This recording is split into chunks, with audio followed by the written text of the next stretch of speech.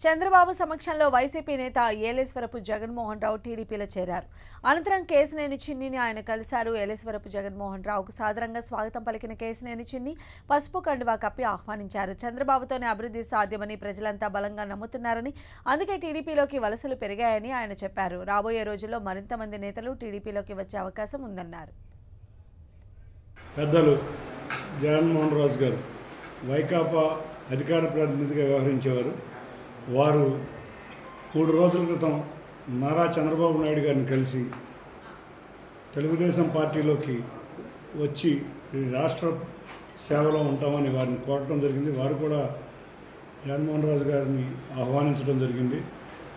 వాళ్ళ విజయవాడ నగరంలో ఒక ప్రముఖ వ్యక్తి అయిన జగన్మోహన్ రాజు గారు, అంతేకాకుండా బ్రాహ్మణ ఫెడరేషన్ జనరల్ సెక్రటరీ నాగేంద్రబాబు గారు, వీళ్ళిద్దరూ తెలుగుదేశం కుటుంబంలోకి వస్తున్నారు. వాళ్ళ తెలుగుదేశం మంచి రోజు కాబట్టి వాళ్ళ తెలుగుదేశం కుటుంబంలోకి వచ్చారు. తప్పకుండా వారిని తెలుగుదేశం కుటుంబం తరపున ఆహ్వానం పలుకుతున్నాం. ఈ రాష్ట్ర భవిష్యత్తు కోసం, ఈ రాష్ట్ర అభివృద్ధి కోసం తప్పకుండా తెలుగుదేశం పార్టీకి వచ్చి నారా చంద్రబాబు నాయుడు గారి వల్లే సాధ్యమవుతుందని తలంచారు. కాబట్టి ఇటువంటి మంచి వ్యక్తులు అందరూ కూడా తమ పెద్ద పెద్ద పదవుల్లో ఉన్నా కూడా వాటిని త్యజించి తెలుగుదేశం పార్టీలోకి వచ్చి రాష్ట్ర అభివృద్ధి కోసం ప్రజలతో మమేకమై తెలుగుదేశం పార్టీ, జనసేన, భారతీయ జనతా పార్టీ అభ్యర్థులను గెలిపించుకుని రాష్ట్రం బాగు చేయాలనే ఉద్దేశంతో వస్తున్నారు. వాళ్ళందరికీ మా ఆహ్వానం. తప్పకుండా రాబోయే కాలంలో మనం ఈ పరిస్థితిని చూస్తుంటే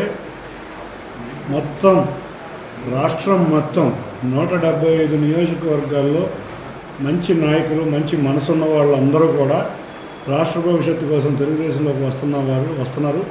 అంటే ప్రజలు చాలా విరక్తితో ఉన్నారు, మనం అర్థం చేసుకోవాలి. తప్పకుండా అందరం కలిసికట్టుగా ఉండి కూటమి అభ్యర్థులను గెలిపించుకుని నారా చంద్రబాబు నాయుడు గారిని ముఖ్యమంత్రి చేసుకుని మన కలల రాజధాని అమరావతిని సాధించుకుందాం.